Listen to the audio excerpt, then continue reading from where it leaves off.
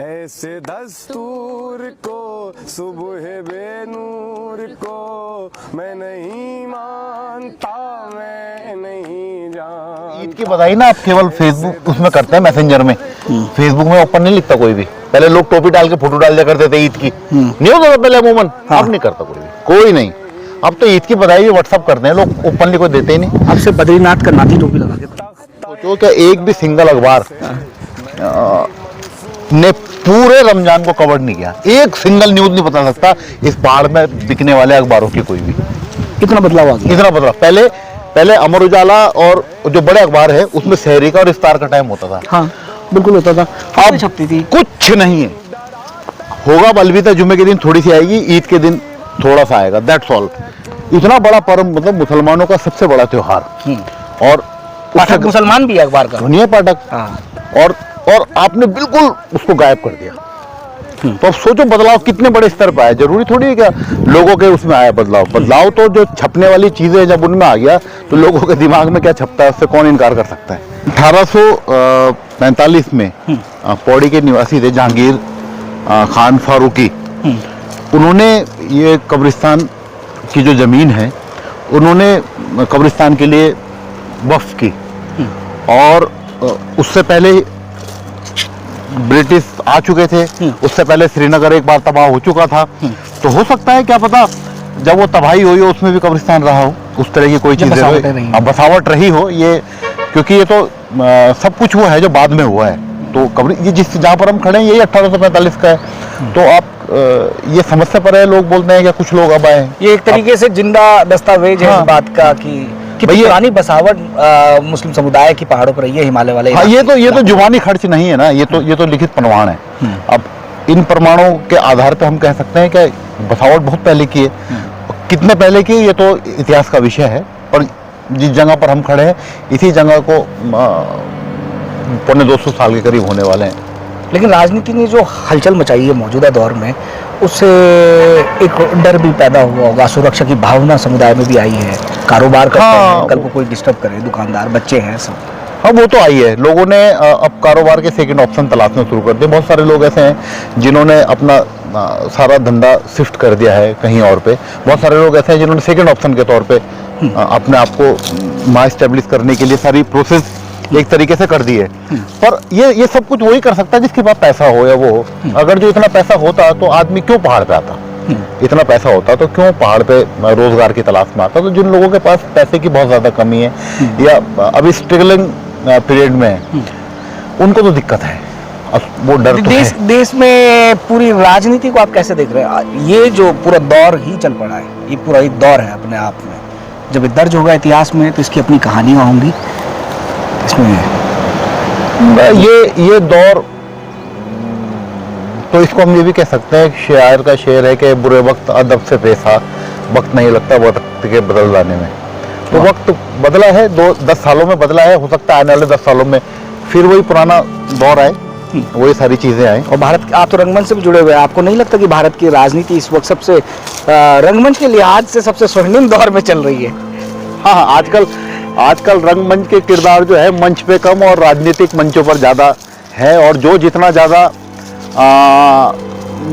अभिनय कर रहा है वो उतना ही सक्सेस है आज के जमाने में। तो राजनीति में इस वक्त सबसे शानदार अभिनेता मिल रहे हैं।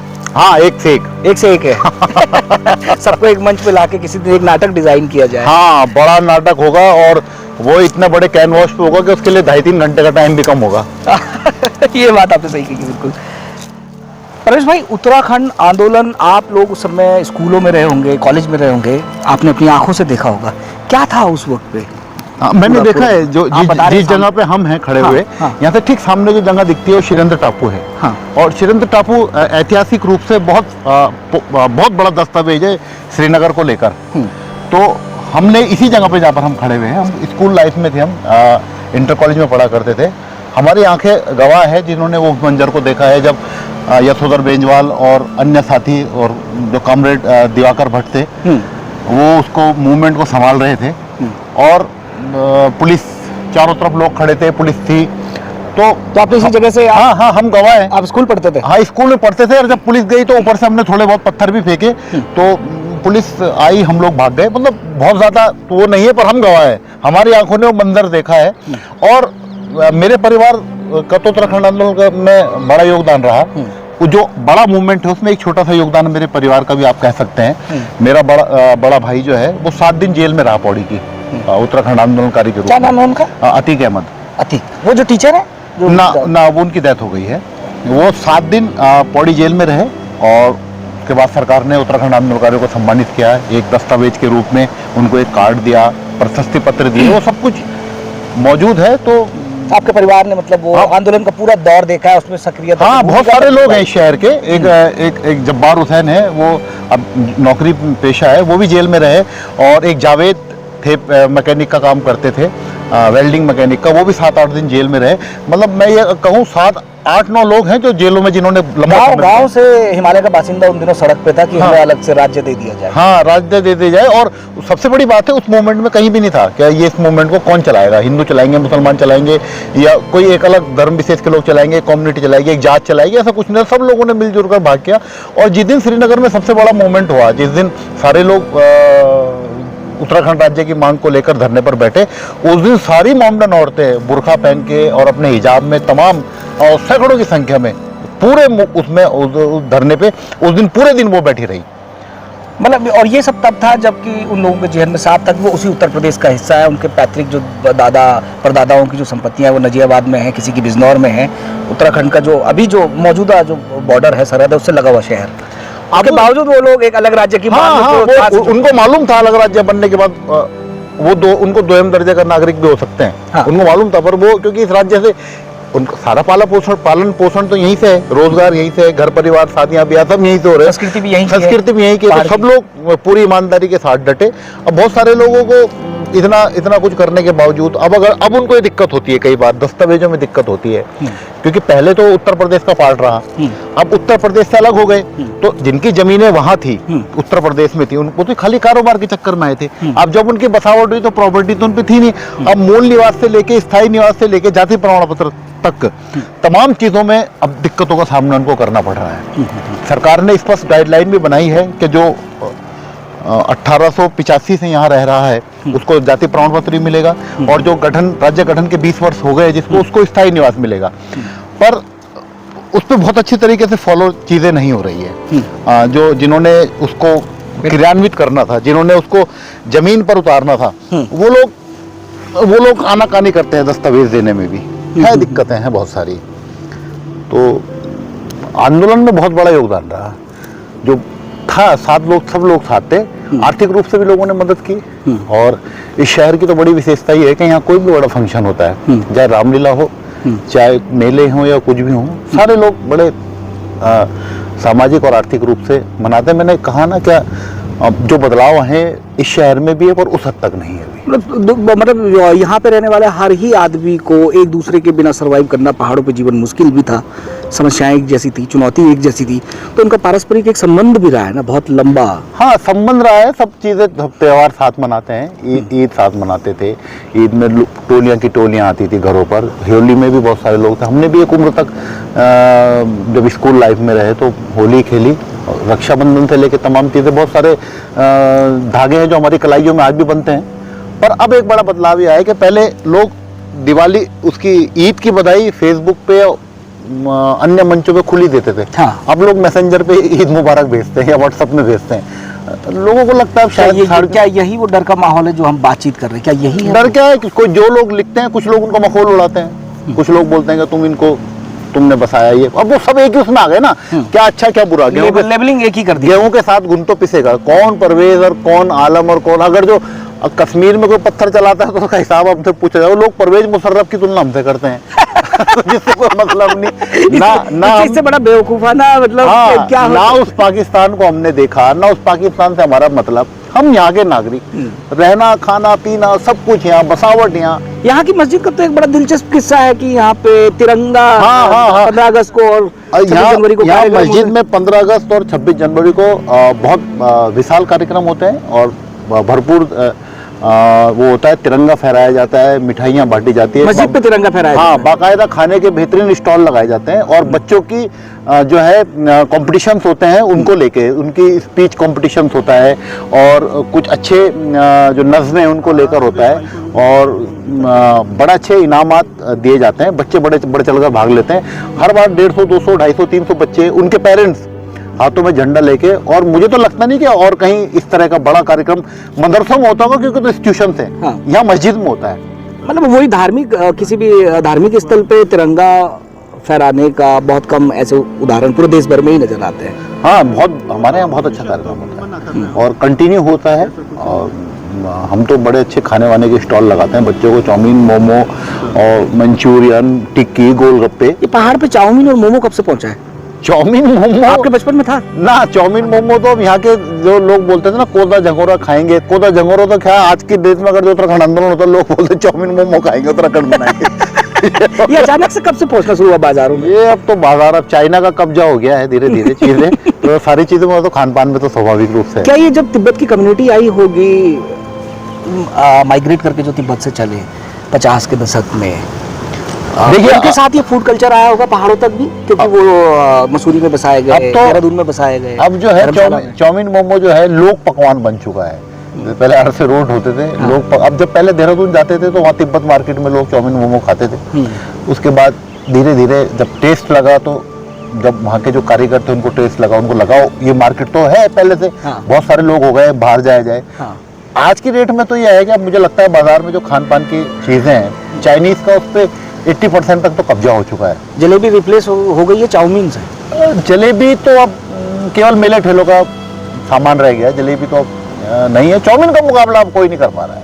चाउमीन मोमो तो अब उसमें तो नई नई चीज़ें जुड़ती जा रही हैं। अब तो वो नंबर 1 पे है। अब तो मतलब अफगान मोमोज भी आपको पहाड़ के किसी दूरस्थ इलाके में खुले हुए रेस्तरां में। हाँ, पर अब देखिए खान पान में तो बदलाव आ रहा है। जैसे चाउमीन मोमो आए तो अब बिरयानी भी पहुंच गई। अब जो है जो खान पान के बिरयानी को लेकर क्रेज तो पिछले कुछ सालों में ही तेजी से बहुत ज़्यादा बढ़ा है। श्रीनगर में भी कम से कम 5 से 7 दुकानें हैं बिरयानी को लेकर, भरपूर चल रही है। और वो इसलिए भी है कि आप 60 रुपए की हाफ प्लेट चाउमीन खाते हैं, 60 रुपए की 1 पाव बिरयानी मिलती है। वो भी अलग अलग, मुरादाबादी, हैदराबादी, तमाम तरह के टेस्ट हैं। तो आदमी को सही तो सब चटकारे हैं, अच्छा तो लगता ही है। तो बिरयानी ने भी एक बड़ा स्वाद चाहिए। हाँ, बिरयानी ने एक बड़ा, पर वो उसका नाम बिरयानी होना कई बार दिक्कतें कर रहा है। बहुत बार बॉडी में एक दुकान खुली थी, मतलब उसको भी लोगों ने अब संप्रदाय और धर्म के एक पकवान से जोड़ दिया। हाँ, जब सीए का और एनआरसी का मूवमेंट हुआ कई जगह पे, शाहीन बाग या तमाम जगह पे, तो लोगों ने कहा बिरयानी। वो बिरयानी उस दिन से इतनी फेमस हो गई। पौड़ी में कुछ समय पहले एक दुकान खुली थी बिरयानी की, लोगों ने उसकी बिरयानी नाम पे विरोध कर दिया। हाँ। वो तो बहुत सारे जागरूक लोग थे जिन्होंने कहा भाई तो पकवान है, पकवान का क्या विरोध होना। हाँ। अब तो ये हो गया है क्या, गुलाब तुम्हारा गेंदा हमारा, बिरयानी तुम्हारी ये हमारा। तो अब तो सब चीजों में दिक्कतें तो है। खाने से लेकर हाँ। फूल और पौधे तक बांट लिए। सब अपनी सुविधा के अनुसार आदमी उसको बांट देता है। सत्ता को चाहिए धर्म, क्योंकि सवाल जनता के पास ज्यादा हो गए हैं और सरकार के पास उनके जवाब नहीं। सरकार के पास अब धर्म है। धर्म का ऐसा दरवाजा है जहाँ वो खोल के कभी भी बच सकती है जवाबदेही से। धर्म एक ऐसी चीज है, वो कोई सी भी राज सत्ता हो, जिसको पाला ओढ़ना है तो वो ओढ़ लो। चाहे जहाँ पे किसी जरूरी थोड़ी है क्या धर्म का चोला खाली भारतीय जनता पार्टी ओढ़ रही है। जहाँ पे मुस्लिम कैंडिडेट स्ट्रॉन्ग स्थिति में, वो अपने लोगों को इकट्ठा करने के लिए डर दिखाते हैं, वो उनको इकट्ठा कर लेते हैं। वो भी आपके रिलीजन का अपना कार्ड रखते हैं। उन्होंने भी अगर जो किया होता तो क्यों ओढ़ेंगे। तो वो जो जिसको अपने काम को छुपाना है, ये काम किया नहीं है, तो धर्म सबसे आसान है। पहाड़ों की सबसे बड़ी समस्या क्या है आज की डेट में, जो चुनावों में भी गूंज रहा हो? जो सब पहाड़ों की सबसे बड़ी समस्या जो है, मुझे लगता है बेरोजगारी है। बेरोजगारी इसलिए है क्या, पहाड़ में आय का जो मुख्य स्रोत था, वो रोजगार का जो मुख्य स्रोत था, वो सरकारी नौकरियां थी, या फिर बंदा प्राइवेट नौकरी के लिए प्लेन्स में जाता था, या फौज एक सबसे बड़ा जरिया। फौज तो सबसे बढ़िया जरिया था। इसको कई लोग मुद्दों को उठा भी रहे हैं। फौज तो बड़ा जरिया था ही ना, पर आज के समय में तो फौज अग्निवीर में कन्वर्ट हो गई है, उसकी भी इतनी भर्तियां नहीं है। और जो दस्तकारी के काम है उसमें स्किल्ड नहीं है। और मुझे लगता है जो पहाड़ का जो आम जनमानस है, वो नौकरी को प्रेफरेंस देता है। उसको लगता है क्या, नौकरी मतलब एक हाई लेवल की चीज़ है, और जो दस्तकारी के काम हुए या दुकान हुआ ये एक सेकेंडरी है। पर अब नौकरी तो है नहीं। जब नौकरियां नहीं होंगी तो आप में क्या होगा? आप चुनाव में उलझा के या धार्मिक मुद्दों पर उलझा के आप कब तक बेवकूफ़ बनाओगे किसी को भी? कोई सी भी राज सत्ता रहे, जरूरी नहीं है यही है, कोई और भी आएगा, आपको नौकरी तो देनी पड़ेगी। और मुझे लगता है रोजगार जनरेट करना पड़ेगा, रोजगार में भी जो नौकरी है उसको जनरेट करना पड़ेगा, वो भी सरकारी, पेंशन के साथ, पेंशन वाली। बिना पेंशन यही सबसे बड़ा सपना होता था ना पहाड़ के बच्चे का, कि पढ़ूंगा उसके बाद एक सरकारी रिटायर नौकरी होने के लूंगा। बाद आदमी अपनी शान से जिंदगी जीता है। आदमी बैंक में 1 तारीख को जाता है, पैसे की गड्डी निकाल के लाता है, बाजार में खर्च करता है, बाजार में ठंडे हो गए चक्कर में। हाँ, जीएसटी का असर पड़ा है, दिखता है जीएसटी दुकानदारी में ना बहुत ज्यादा असर तो नहीं है। बहुत जीएसटी का इतना असर नहीं है, क्योंकि अब तो अमूमन ज्यादातर सारी चीजें जीएसटी से खरीद रहे हैं। हाँ, जीएसटी लोगों ने कम लिया है या ज्यादा लिया है वो अलग बात। प्रोसेस चुनौतीपूर्ण है।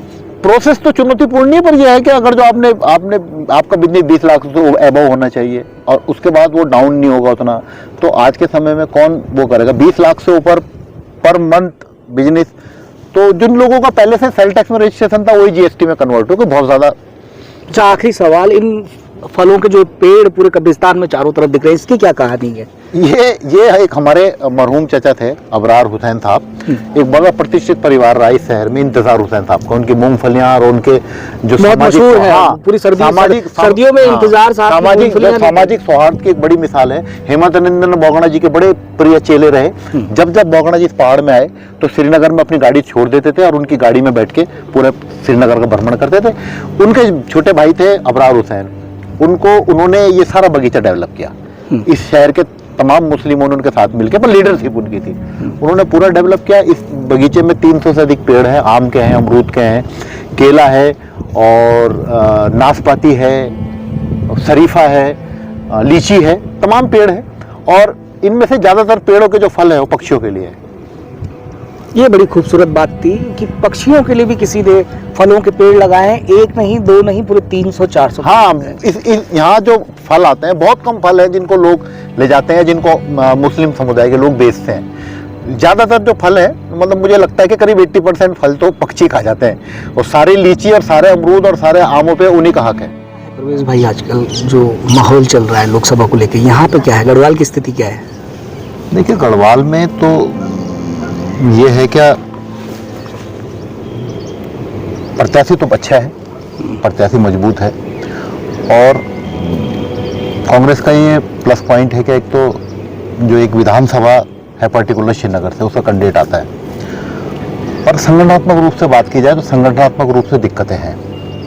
किस तरीके की दिक्कतें हैं? दिक्कतें बेसिकली जो प्रॉपर, क्योंकि जो चुनाव लड़ाने के तरीके हैं, हम लोग अभी भी उसी तरीके पे चुनाव लड़ रहे हैं जो परंपरागत तरीके हैं। और मुझे लगता है क्या, एक पिछले दशक से 2014 या 2012 से बहुत सारी चीज़ों में बदलाव आया है। चुनाव अब पूरी तरीके से तकनीक के ऊपर, बिल्कुल, और बहुत माइक्रो मैनेजमेंट पे आ गया है। जबकि जो कांग्रेस का जो चुनाव लड़ने का तरीका है वही अभी पुराना वाला है, उसमें बदलाव की ज़रूरत है। और इस बार की बात की जाए तो जैसे परसों नामांकन था, हम नामांकन में भी गए थे, तो इलेक्शन में हमने जो इतने सालों में जो कुछ देखा है, जो थोड़ा बहुत अनुभव है, वो कहता है क्या, भीड़ का होना बहुत ज़्यादा मायने नहीं रखता। मायने रखता है कि उस भीड़ में का माहौल किस तरीके का है। तो जो परसों भीड़ थी जो गणेश गोदयाल जी के लिए थी, उसमें एक अलग तरह का उत्साह था, अलग तरह की उमंग थी। कार्यकर्ता पूरे जोश से नारे लगा रहे थे, पूरी ताकत के साथ अपनी आवाज़ को रख रहे थे। तो वो जो माहौल है, वो जो भीड़ है, वो निश्चित रूप से किसी भी बाजी को पलट सकती है। हमारा चुनाव लड़ने का तरीका भले ही पुराना हो, पर जो लोगों के में उत्साह है, जो गणेश गोदयाल ने जो इस चुनाव में एक लोकल टच दिया है, क्योंकि हमेशा से होता ही आया है कि चुनाव में हम लोग बात करते हैं क्या केंद्रीय सत्ता क्या कर रही है, या हम उस तरह की भाषा का प्रयोग करते हैं जैसा सेंटर के लोग करते हैं, या लुटियन जोन्स के जो हमारे नेता हैं उस तरह की बातें करते हैं। पर जो गणेश गोदयाल ने उसमें टच दिया है, जो उन्होंने पहाड़ी कहावतों का प्रयोग किया, जो उन्होंने अपनी जो गढ़वाली भाषा में भाषण दिया, वो एक ऐसा उसको हम लोकल तीर बोल सकते हैं, वो दिल में इतना गहरा चुभता है कि उससे पार पाना बड़ा मुश्किल होता है। आपने जो कहा कि गढ़वाली भाषा का जो टच किया, एक बड़ा दिलचस्प बात जो दोनों प्रत्याशी एक दूसरे पे एक आरोप भी लगा रहे हैं कि वो बाहरी है, ये मुंबई के हैं, क्योंकि इनको आईटी ने जो नोटिस सर्व किया है वो इनके मुंबई वाले एड्रेस पे सर्च किया, जहाँ के गणेश गोदियाल किसी जमाने में अपने कारोबार के सिलसिले में यहाँ से निकले थे। हजारों लोग जैसे पलायन करके बाहर शहरों में जाते हैं। उसका कितना असर हो रहा है जब आपने कहा कि उन्होंने जो गढ़वाली अपनी जो मूल भाषा यहाँ की है, बोली जो अपनी है मात्र गणेश गोदियाल की या अनिल बलूनी की भी जो बोली है, उसका असर पड़ता है पब्लिक पे? जब आप देखिए, अगर जो आप बोलते हैं कि एक मुंबई वाला है, देखिए आदमी कारोबार करने के लिए मुंबई गया और उस कारोबार से जो भी इकट्ठा किया, धन अर्जित किया, जो भी, उसको लाके अपने क्षेत्र में लगाया। बलूनी जी का परिवार मुंबई गया और दिल्ली गया और वो दिल्ली में रहे, दिल्ली की उन्होंने राजनीति करी, अब वो वापस पहाड़ में लौट रहे हैं। तो फर्क ये है कि दो लोग पहाड़ में क्यों लौटे, दोनों, एक दिल्ली गए एक मुंबई गए, पर दोनों का पहाड़ में लौटने का, एक आदमी पहाड़ में लौटता है तो वहाँ से कमाया हुआ धन लाता है, एक पैठानी जैसे बड़े पिछड़े इलाके में एक इंस्टीट्यूट खोलता है, वहाँ पे बीएड की पढ़ाई करता है, बीपीएड खोलता है, एक महाविद्यालय देता है। बिल्कुल, एक बहुत ही उपेक्षित इलाका था। हाँ, और उसके बाद वो राजनीति करता है।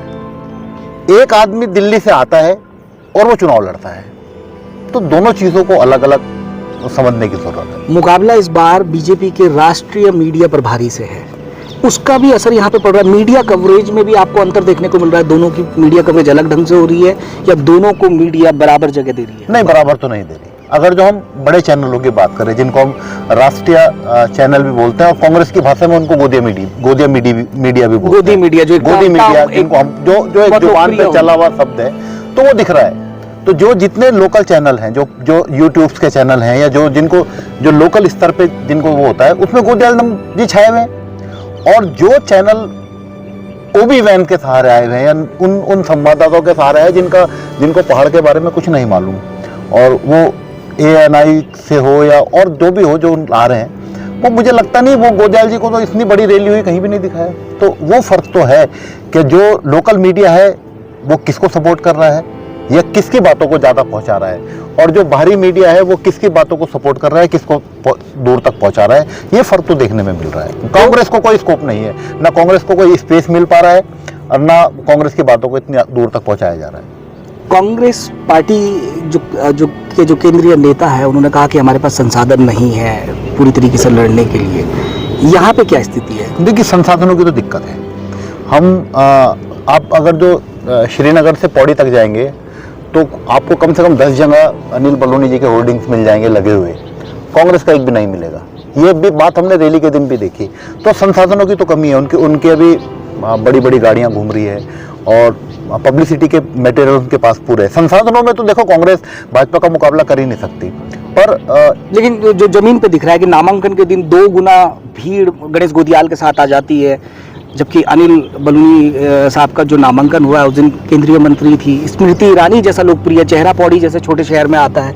देखिए, बावजूद अगले दिन जो भीड़ आई है उसको आप लोग कैसे देखें? देखिए, स्मृति ईरानी का तो आना मुझे लगता है कि एक तरीके से कांग्रेस के लिए फायदेमंद हुआ, क्योंकि उन्होंने जो मंच से बातें करी, उत्तराखंडियत की बातें करी और तमाम बातें करी, पर जो पहाड़ की बेटी अंकिता थी, वो उनके पास वो विभाग भी है, वो प्रभार भी है जो बेटियों से संबंधित है, और वो उसके बारे में एक भी शब्द नहीं बोली। निश्चित रूप से जो पहाड़ का ये इलेक्शन है, इसमें अंकिता भंडारी एक बड़ा मुद्दा है, क्योंकि बेटियों की सुरक्षा को लेकर पहाड़ पहले से ही बड़ा संजीदा रहा है, और अभी भी अंकिता भंडारी हो या अग्निवीर वाला प्रकरण हो, ये दोनों मुद्दे बहुत वो है। अभी भू कानून को लेकर और मूल निवास को लेकर भी बड़ा मूवमेंट चल रहा है, तो ये मुद्दे हैं। और स्मृति ईरानी के बाद आने के बाद अंकिता वाले मुद्दे पे कांग्रेस और तीखी हुई है, क्योंकि उनको जवाब देना चाहिए था, उस बारे में अपनी बातों को रखना चाहिए। उन्होंने कुछ नहीं बोला। जब पत्रकारों ने उनसे पूछा भी तो उनके मुंह से उन्होंने नो कमेंट्स कह दिया, जबकि इतनी आसानी से आप एक इतने बड़े मुद्दे को खाली नो कमेंट्स कह के दबा नहीं सकते। खासकर जब पहाड़ में ये बात आती है, क्योंकि यहाँ पे तो बहुत छोटी जगह है, लोग जानते हैं और लोगों को ये इस तरीके की बातें सबसे ज़्यादा प्रभावित करती है। सुरक्षा को लेकर, नारी की सुरक्षा को लेकर जब तक बात आती है, नारी की बेसिकली पहाड़ में क्या है, हम श्रीनगर एजुकेशन हब है, यहाँ पे NIT है, सेंट्रल यूनिवर्सिटी है, मेडिकल कॉलेज है। इन तीनों इंस्टीट्यूशन से पढ़ने के बाद बच्चा कहाँ जाएगा? जॉब करने के लिए घर से बाहर निकलेगा, लड़के हों चाहे लड़कियां हों, और जब जॉब करने के लिए घर से बाहर जाएगा तो दोनों की सुरक्षा सबसे ऊपर है। और उसी सुरक्षा में पहाड़ अपनी एक बेटी को खो देता है, और खोने के बाद उसमें सीधे ये इल्ज़ाम लगाया जाता है कि कोई वीआईपी था, इतने दिन हो गए, अब सरकार फास्ट ट्रैक की बात करती है, फास्ट ट्रैक कोर्ट बनाएंगे, और सरकार ठीक है, ट्रायल तो चल रहा है, कोर्ट वो तो कोर्ट की प्रोसेस है, पर गवर्नमेंट ने उसमें तेजी लाने के लिए कोई स्पेशल जांच, जनता मांग करती सीबीआई, आप क्यों नहीं कराते सीबीआई जांच?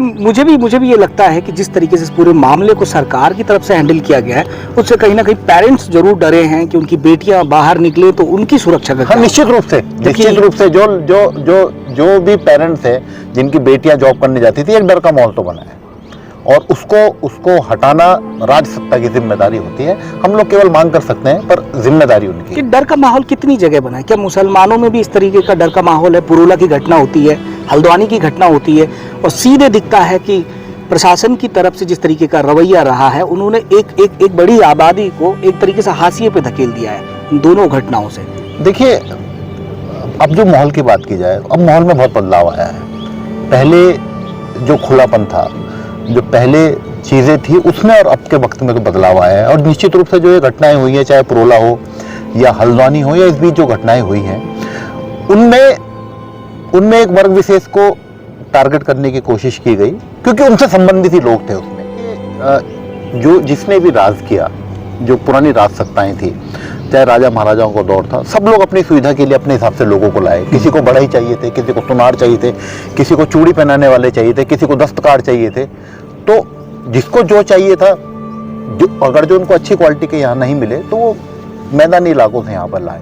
और जब उन्होंने यहाँ काम किया, यहाँ की स्किल्ड लेबर जब यहाँ पर आई और यहाँ की संस्कृति में रची बसी, तो यहीं की होकर रह गई। मैं बात करूँ मेरे परिवार की, तो मेरे परदादा 1916 में यहाँ पर आए, और 1916 में उसके बाद एक भयानक त्रासदी हुई जब पूरे पहाड़ में प्लेग फैला, और उसी में उनकी डेथ हो गई। उनकी डेथ के होने के करीब 2-3 महीने बाद किसी से मेरे दादा को पता चला, उनकी कब्र भी शायद, हाँ, कब्र यही है, इसी कब्रिस्तान में। हाँ, मेरे दादा को पता चला, वो यहाँ आए, उनकी भी कब्र यही है। मेरे फादर की डेथ हुई, उनकी भी कब्र यही है। मेरे भाई की डेथ हुई, उनकी भी कब्र यही है। और अब हमारे बच्चे हो गए, 5 पीढ़ी इसी शहर में हो गई है। इस शहर ने बहुत कुछ दिया, जो नाम दिया, हम यहीं पैदा हुए, यहीं पढ़े, यहीं लिखे, जो भी सांस्कृतिक रूप से, सामाजिक रूप से या खेलकूद की गतिविधियों में जो भी कुछ कर पाए, इसी शहर की बदौलत कर पाए। पर अब चीज़ें थोड़ा बदल रही हैं। उस स्तर पर तो नहीं बदली, श्रीनगर की मैं बात करूं तो बहुत ज़्यादा बदलाव तो नहीं है, पर चीज़ें बदल रही है। पर जो अगल बगल का माहौल है, जैसे आपने पुरोला की घटना, हल्द्वानी की घटना की बात करी, देखिए, जो लोग वहाँ से भागे हैं, जिन्होंने किया, वो लोग या तो मैकेनिक थे, या ब्यूटी पार्लर का काम करने वाले थे, या नाई थे, छोटे मोटे रोजगार वाले थे। वो आए, चंद पैसों के लिए उन्होंने अपना काम किया, जो भी रोजगार था, उन्होंने कोई घटना करी और उसके बाद वो चले गए। पर जो लोग मुकामी लोग हैं, जिनके यहाँ घर है, जिनका बिजनेस है, जिनका परिवार यहाँ है, जिनका सब कुछ यहाँ है, जो यहीं की संस्कृति में रचे बसे, यहीं पैदा हुए, यहीं दफन हो गए, आप उन दो लोगों का मिलन कैसे कर सकते हैं? एक आदमी जो चंद दिनों पहले आता है, किसी काम को करता है, उनको लाने वाले कौन? आप अगर जो एक चीज देखिए, एक स्थानीय व्यक्ति कोई मोटरसाइकिल की दुकान खोलता है और वो नजीबाबाद से किसी मोटर मैकेनिक को लेकर आ जाता है यहाँ पर, और वो कल को कोई घटना करता है, तो वो व्यक्ति तो अपना हाथ थाम लेता है, क्योंकि भाई मेरी कोई गलती नहीं है, जिसने करके गया। पर जो लाया है, क्या उसके ऊपर दोष सिद्ध नहीं होना चाहिए? क्या वो बराबर का जिम्मेदार नहीं है? उसकी सारी जवाबदेही हमारी ही क्यों है? नहीं, मैं तो इससे भी आगे की बात कर रहा हूँ। आप अपराध को अपराध की तरह देखिए, आपके पास अपराध को रोकने के लिए पूरी व्यवस्था है, पूरा सिस्टम है, बावजूद उसके एक पूरी कम्युनिटी को टारगेट पे लेना, और पुरोला से फिर पलायन हो जाता है। उनमें कई पुराने दुकानदार रहे होंगे, कुछ नए भी रहे होंगे। नहीं, पुरोला के साथ साथ बड़कोट से भी बहुत सारे लोग गए, बड़कोट से पूरा इलाका, हाँ, और वो बेसिकली ऐसा नहीं है कि अब वो एक पुरोला वाली घटना, वो तो लंबा प्रोसेस था जिसकी तैयारी की जा रही थी, और उसमें बहुत सारे लोग सफल भी हुए। पर खाली कुछ व्यक्तियों की बदौलत सब लोगों को दोषी ठहरा देना, और उसका उस वाले प्रकरण में निष्पक्ष होके जो पक्ष है आपका, उसको ना रखना, सत्ता, प्रशासन और पुलिस तीनों मिलके एक वर्ग विशेष को अगर जो टारगेट बनाने की कोशिश करते हैं, तो उससे जो सामाजिक ताना बाना है, वो तो टूट ही रहा है, उससे दिक्कत तो हो ही रही है। हर सरकार में एक विभाग होता है, एक आयोग होता है जिसको अल्पसंख्यक आयोग कहते हैं। उत्तराखंड में भी है, और संभवतः डॉक्टर जैन है उसमें इस वक्त भी है।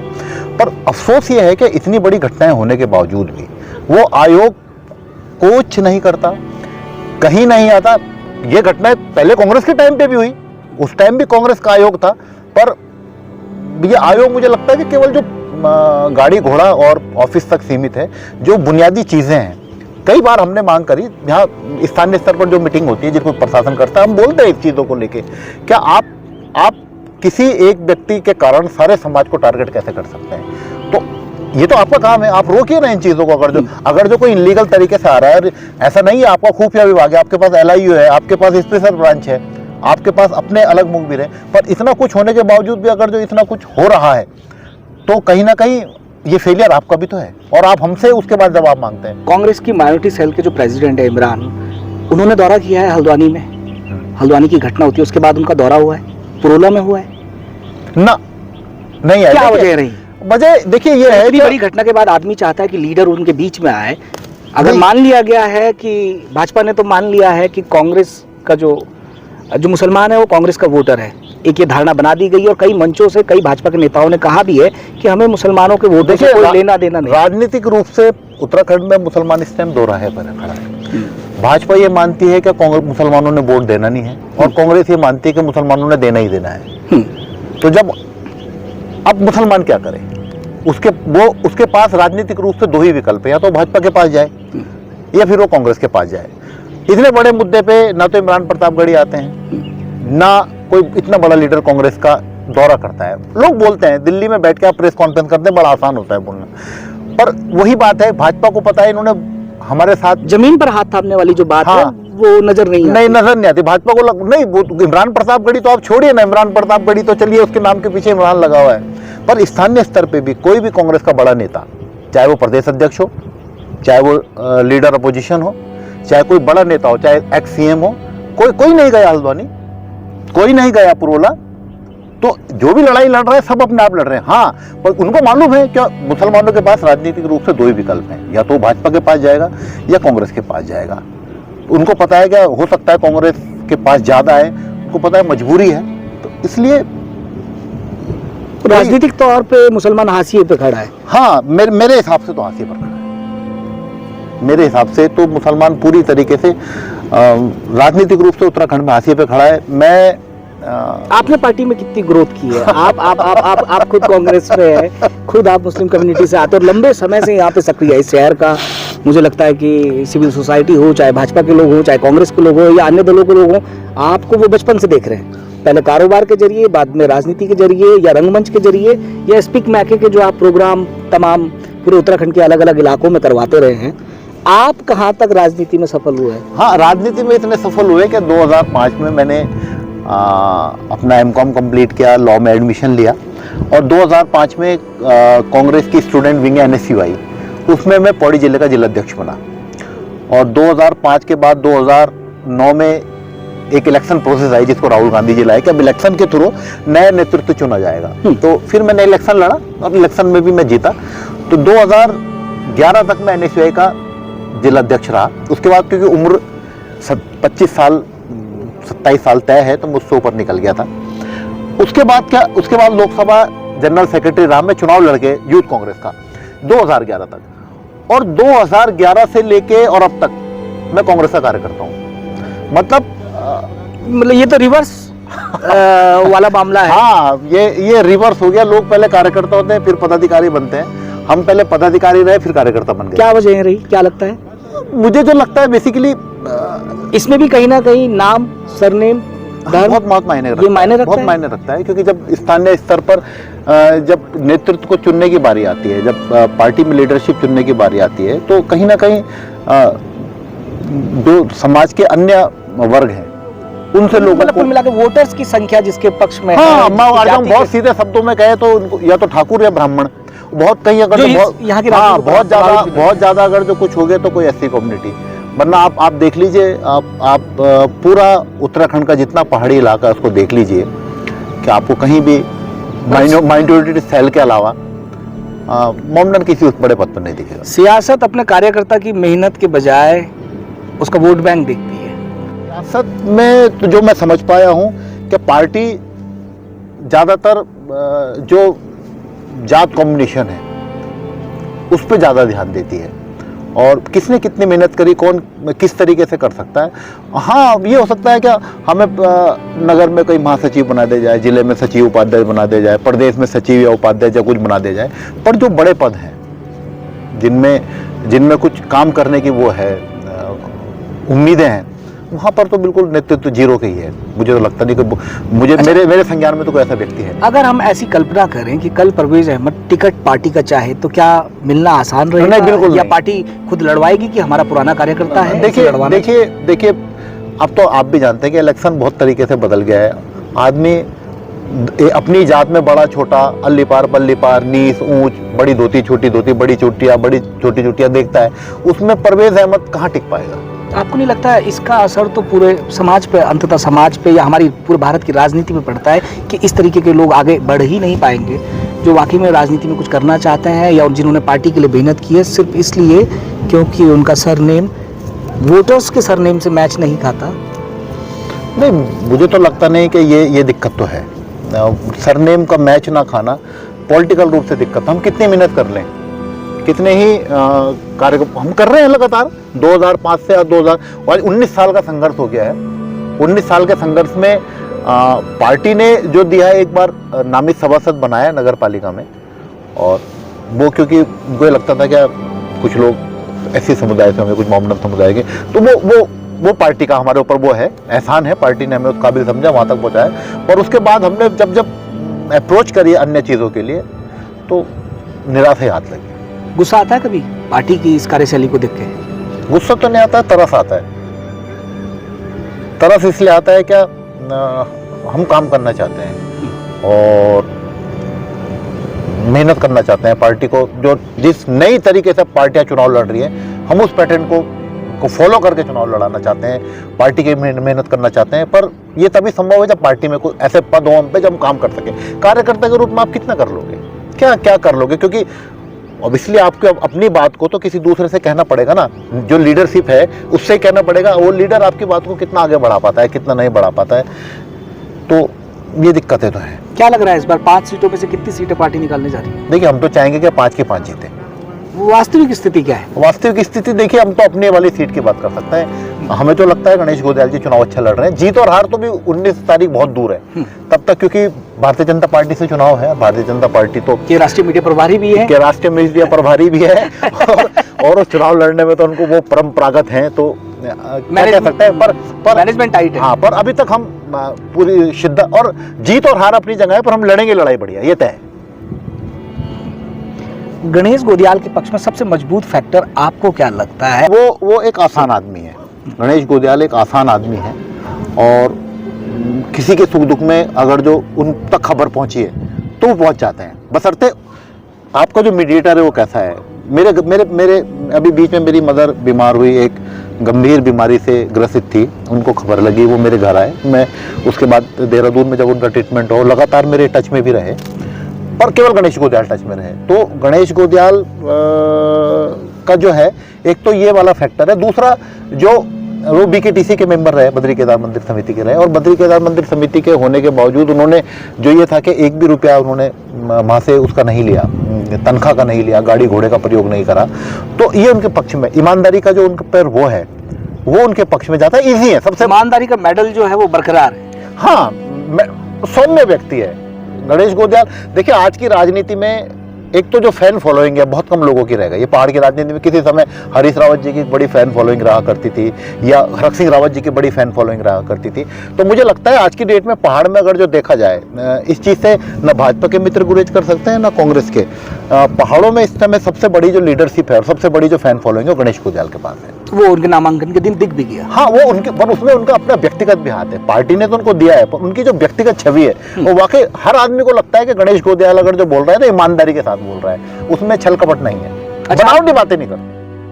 राहुल गांधी से मुलाकात हुई है कभी? राहुल गांधी से हुई है। राहुल गांधी ने एक प्रोग्राम लॉन्च किया था 2007 में भी राहुल गांधी। हाँ, 2007 में जब वो कांग्रेस के महासचिव बने और NSUI के प्रभारी रहे, तो उन्होंने एक प्रोग्राम लॉन्च किया था। इलेक्शन के थ्रू नया नेतृत्व वो चुन रहे थे। तो श्रीनगर में आए थे, मैं जिलाध्यक्ष था, और स्वामी मनमथन ऑडिटोरियम में उनका कार्यक्रम हुआ। मैं उस मंच पे था। मैंने यूनिवर्सिटी में पढ़ता था तब, और मैंने दीवानगी देखी है लड़कियों की राहुल गांधी के लिए। जिस मंच पे राहुल गांधी बैठे थे उस मंच पे, मैंने 5 मिनट का भाषण दिया और वो बड़ा सुखद अनुभव रहा। राहुल गांधी से मुलाकात हुई, सोनिया गांधी से भी मिले, बाकी तो लगभग सारे लीडर्स जो डीयू में भी रहे हैं और जो इस टाइम पे देश की शीर्ष राजनीति में जिनका बड़ा योगदान है, उन तमाम लीडरों के साथ हमने काम किया। वो समय है। राहुल गांधी और नरेंद्र मोदी, ये दो पर्सनैलिटीज को जब हम सामने रखते हैं, आसपास रखते हैं, क्या आपको अंतर नजर आता है? देखिए, राहुल गांधी राजनीति में सफल कहाँ तक हैं, कहाँ तक नहीं है, ये तो एक चर्चा का विषय हो सकता है। पर वो जो उनके काम करने का तरीका है, उसमें वो सफलता मिल रही है नहीं मिल रही है, वो तो भविष्य का सवाल है। पर वो मेहनती तो हैं, जुनूनी भी हैं, और मुझे लगता है कि जीवन में सफल होने के लिए 2 चीज़ें ज़रूरी हैं, जुनून और मेहनत। तो अगर जो आप में ये है, आप हो सकता है आपको अभी सफलता ना मिले, लोग आपको ना समझें। बहुत सारे लोग हैं, इतिहास में बहुत सारे लोग हैं जिनको लोगों ने समझा ही नहीं, पर जब उनको समझा तो वो आज आइकन है, वो आज इतिहास का सबसे बड़े पन्ने। तो हो सकता है क्या आप उनको आज ना समझ रहे हो, पर वो मेहनती है। मैं उनसे 2007 में मिला हूँ और उसके बाद वो केदारनाथ आपदा में आए थे, तब भी मैंने देखा है उनको। और उस बीच में लगातार मैंने बहुत सारी जगह उनको फॉलो किया है, भारत जोड़ो यात्रा में भी कुछ समय देखा है। जुनून तो है उनके अंदर, और जुनूनी आदमी सफल हो ना हो, पर एक ना एक समय में तो लोग उसकी कदर करते हैं। और अब इस समय तो राहुल गांधी के लिए जो मीडिया ने उनके बारे में गढ़ा है ना सब कुछ, लोग उसी को फॉलो कर रहे हैं। जो लोग राहुल गांधी से मिल गए या जिन्होंने उसके काम को देखा, वो लोग उससे प्रभावित हैं। एक बड़ा गैप है जो राहुल गांधी के बारे में बना दिया गया है, जो मुझे लगता है। तो वो जब तक गैप नहीं हटेगा तब तक दिक्कतें हैं। मेरा सवाल था, जब हम इन दो नेताओं को, भारत के इन दो नेताओं को, एक सबसे पुरानी, देश की सबसे पुरानी पार्टी से आते हैं, एक नई पार्टी बनती है जो सबसे बड़ी पार्टी बन जाए, जब हम इन दोनों नेताओं को एक दूसरे के बरक्स रखते हैं, तब क्या छवि निकल के आती है? देखिए, ये देश क्या पूरी दुनिया में ये उगते हुए सूरज को ही प्रणाम किया जाता है। तो जो इस टाइम उभार पे है, लोगों को लगता है कि वही सब कुछ है, जो उन्होंने बोला वही सही है, जो वो कर रहे हैं वही सही है। जो कामयाब नहीं है, लोगों को लगता है कि ये फेलियर है। तो जिस तरीके से देखा जाए, अभी तो लोगों के दिमाग में ये है कि राहुल गांधी नहीं हो। हमने वो दौर भी देखा जब राहुल गांधी ने उत्तर प्रदेश से 21 सीटें निकाल के लाए थे। आज ये है कि एक सीट में खुद ही सीट अपनी हार गए। तो वो जो 21 जब सीटें जीत कर आए थे, तो वो उनका अच्छा दौर था। आज उनका बुरा दौर है, तो हम ये नहीं नकार सकते कि वो चूक गए। चूका हुआ तीर तो नहीं है राहुल गांधी, ये तो तय है। वो एक दिन निशाने पे, हाँ, निशाने पे तो लगेगा। और उसी निशाने की उम्मीद में तमाम कांग्रेस बैठी है, उसमें हम भी हैं। और जिस दिन लगेगा उस दिन ऊपर वाले ने चाहा तो बड़ा अच्छा दिन होगा। ये तो ही राजनीति की बात है। आप रंगमंच में भी सक्रिय, पहाड़ों पर रंगमंच की क्या स्थिति? इसी में मुफलिसी में थिएटर जारी है या? देखिए, हम सांस्कृतिक रूप से देश के सबसे रिच प्रदेशों में से है। हमारी कलाओं का कोई वो नहीं है। हमारे जो लोक नाट्य हैं, लोक उत्सव हैं, लोक परंपराएं हैं, लोकगीत है, लोक नृत्य हैं, वो समृद्ध है। पर सरकार उसको उस तरीके से नहीं कर पा रही है। हम यहाँ पर एक थिएटर फेस्टिवल कराते हैं जश्न विरासत नाम से, 2006 से करा रहे हैं। और हमने बहुत बार संस्कृति विभाग को भी अप्रोच करी है। कोई बहुत बड़ी धनराशि या बहुत बड़ी अमाउंट हमें ऐसी नहीं मिली जिससे हम लोग करवा सके। जबकि मुझे लगता है कि पूरे उत्तराखंड में सबसे बड़ा थिएटर फेस्टिवल है ऑडियंस के अकॉर्डिंग। हमारे नाट्य महोत्सव को देखने 1400 से 1500 लोग पर डे आते हैं। इतने लोग मुझे लगता नहीं कि दिल्ली के जो मंडी हाउस में भी बड़े बड़े थिएटर्स हैं उनको देखने के लिए आते हैं। और वो तब आते हैं जब एमेच्योर ग्रुप आते हैं। आप सोचिए कि अगर जो सरकार मदद करे बड़े ग्रुप आए तो क्या माहौल होगा। तो सरकार की तरफ से इस तरीके के आयोजनों को प्रोत्साहन नहीं मिल रहा अभी? सरकार खुद कोई आयोजन नहीं करती। सबसे बड़ी बात यह है कि सरकार इस फील्ड में, थिएटर के फील्ड में, अपनी तरफ से कोई बड़ा आयोजन नहीं करती। एक रस्म अदायगी को 27 जून को जो मार्च है रंगमंच दिवस, उसमें वो एक नगर निगम के सभागार में कोई एक नाटक कर लेती। मुझे तो लगता नहीं अब आने वाले करीब 1-2 सालों में, 3 सालों में इन्होंने कुछ ऐसा किया भी हो। तो सरकार को ध्यान तो देने की जरूरत है। आपने कई सारे कथक नृत्यांगनाओं को पहाड़ चढ़ा दिया, उसके अलावा भी कई आर्टिस्ट पहाड़ पे चढ़े हैं स्पीक मैके के प्लेटफॉर्म के जरिए। वो कैसा अनुभव रहा है आपका? और उसमें आप जब लोगों के बीच जाते हैं, जब पहली बार पहाड़ के किसी दुर्गम गांव का बच्चा किसी कथक नृत्यांगना को रूबरू अपने सामने देखता है, उस आर्ट फॉर्म को जब वो देखता था उसका क्या एक्सपीरियंस रहा है? देखिए, स्पीक मैके को मैं कहूँ, स्पीक मैके ने तो पहाड़ों को एक नई चीज़ सिखाई है। अब जब मैं स्पीक मैके से जुड़ा, उसके बाद में उसकी स्पीक मैके की नेशनल बॉडी में भी रहा, हैदराबाद हम लोग का मीटिंग भी हुई। तो स्पीक मैके में तो स्पीक मैके बेसिकली काम करता है स्टूडेंट के साथ, और हमारा जो स्पीक मैके का मेन मोटिव है कि इंडियन कल्चर और क्लासिकल म्यूजिक को प्रमोट करना। हम लोग जब सरकारी स्कूलों में जाते हैं अपना साउंड सिस्टम लेके, अपना आर्टिस्ट लेके, अपनी गाड़ी के साथ, फ्री ऑफ कॉस्ट हम बोलते हैं हम 1 घंटे की प्रस्तुति, वर्कशॉप प्लस डेमोन्स्ट्रेशन होता है। वो नई चीज है। मतलब आप उम्मीद कीजिए कि एक आर्टिस्ट जो दिल्ली से मुंबई से आ रहा है और वो पहाड़ में श्रीनगर के बाद, श्रीनगर से 35-40 किलोमीटर दूर किसी ऐसे स्कूल में जाता है जो संसाधन विहीन है, वहां पे जो साउंड सिस्टम के साथ एक आर्टिस्ट भरतनाट्यम या कथक या कुचिपुड़ी या अन्य विधाओं को जो प्रस्तुत करती है, तो वो शानदार चीज है। हम ये बोलते हैं कि नहीं सीखा बच्चे ने कुछ भी, पर वो जो चीज उसने देखी है वो जिंदगी में कभी नहीं भूल सकता कि उसने एक इतनी बेहतरीन चीज, वो अगर जो कभी भी जिंदगी में कथक की बात चलेगी तो वो हाथ उठा के बोलेगा हाँ मैंने देखा है। तो इससे बड़ा क्या योगदान चाहिए? मुझे लगता है राजनीति से इधर अगर आपको कोई सुकून मिलता है तो वो परफॉर्मिंग आर्ट्स को पहाड़ों में पहुंचाने में मिलता है। राजनीति में तो सुकून तो नहीं है, राजनीति में तो बेचैनी है। राजनीति से पूरी भारत की राजनीति इन दिनों बेचैन है। राजनीति से बेचैनी है, और राजनीति से बहुत बार कई बार तरह की दिक्कतें भी होती हैं। कुछ लोगों को इवेंट्स जब हम कराते हैं तो ये लगता है कि किसी पार्टी विशेष से तो नहीं है, जबकि जब हम आयोजन कराते हैं इसमें समाज के हर वर्ग के लोग रहते हैं, ऐसा कुछ नहीं है। पर जो मजा कल्चर में आता है, जो मजा स्पोर्ट्स में आता है, जो मजा थिएटर में आता है, वो मजा राजनीति में नहीं है। परिवार यही रहता है इसी शहर में? हाँ, परिवार यही है, यहीं की पैदाइश से, यहीं पले बड़े, यहीं पढ़े, अब यहीं की मिट्टी में मिल जाएंगे। कितनी खूबसूरत बात है कि यहीं की मिट्टी में आखिर में मिल जाना है। लेकिन ये बात मुझे लगता है कि एक बहुत बड़े समुदाय को समझ ही नहीं आ रही है। देखिए, परदादा से लेकर अब तक की 5 पीढ़ियों में किसी की समझ के लिए हमने कुछ नहीं किया। इस शहर ने हमें बहुत कुछ दिया है, हम इनकार नहीं कर सकते। और मेरे दादा थे बुंदू मियाँ, वो चूड़ी पहनाने का काम किया करते थे, और इस पूरी वैली में जो हमारी श्रीनगर वाली वैली है, इसमें कोई ऐसी सुहागिन नहीं होगी उस जमाने में जिसने उनके हाथ से चूड़ी ना पहनी हो। तो उसके बाद फादर ने काम चेंज किया, हैंडलूम में है, हम लोग उसमें है। बड़ा भाई मेरा असिस्टेंट प्रोफेसर है, ज्योग्राफी में हेड ऑफ डिपार्टमेंट है। तो मेरी भतीजी जो है यहीं से MBBS कर रही है। तो इस पहाड़ ने तो बहुत कुछ दिया है, और श्रीनगर ने विशेषकर और कुछ बहुत ज्यादा दिया है, उसको तो वो नहीं कर सकते। अब लेकिन राजनीति ने तंग कर दिया। तंग तो नहीं किया, राजनीति में जितना हमारा हिस्सा था उतना मिल गया। अब उससे ज्यादा की हिस्सेदारी की ना तो हमें उम्मीद है ना वो देंगे। ये तो एक परवेज के परिवार की बात हुई, लेकिन कई परिवार ऐसे भी हैं जो अपने पांवों पे खड़ा होने की कोशिश कर रहे हैं, काम की, रोजगार की तलाश पे जो यहाँ आए थे। उनमें कई नए लोग भी आए होंगे, वो क्या सदमा लेके लौटे हैं? नहीं, देखिए अभी तो लोग आ रहे हैं, अभी लोगों के लौटने की संख्या बहुत कम है, लोगों के आने की संख्या है ज्यादा है, पर डर है। जैसे कभी ये होता है क्या, गोपेश्वर में कुछ हो गया या पुरोला में कुछ हो गया या हल्द्वानी में कुछ हो गया तो सारा समाज सहम जाता है। जबकि हमारा क्या मतलब, पुरोला में कुछ हुआ हमने किया, या श्रीनगर में कुछ हुआ माना बात, किसने किया, वो उसको हम अपराधी के तौर पे देखें, उसको क्यों हम मतलब अगर जो समाज के तौर पे देखा जाए, जब कोई दूसरा व्यक्ति अगर जो करता है तो आप उसको अपराधी के तौर पे देखते हैं, पर जैसे ही आपको उसके नाम में उर्दू वाला नाम नजर आता है तो आपकी सोचने की बत्तियां बुझ जाती हैं, आपकी क्षमता। ये जो दोराहा है, अपराधी है। मुझे लग रहा है ये तो पूरे हिंदुस्तान में हुआ है, केवल गढ़वाल की बात नहीं, हिंदुस्तान के हर हिस्से में।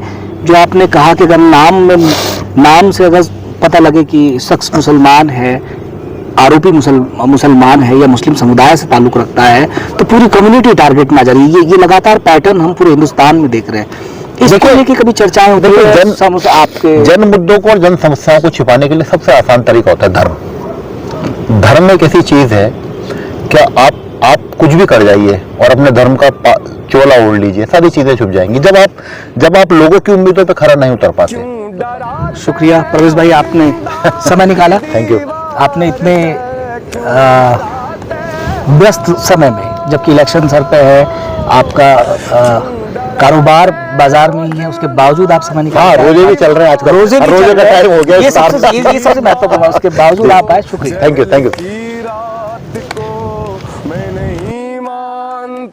मैं नहीं जानता, ऐसा से दस्तूर को, सुबह बेनूर को मैं नहीं मानता, मैं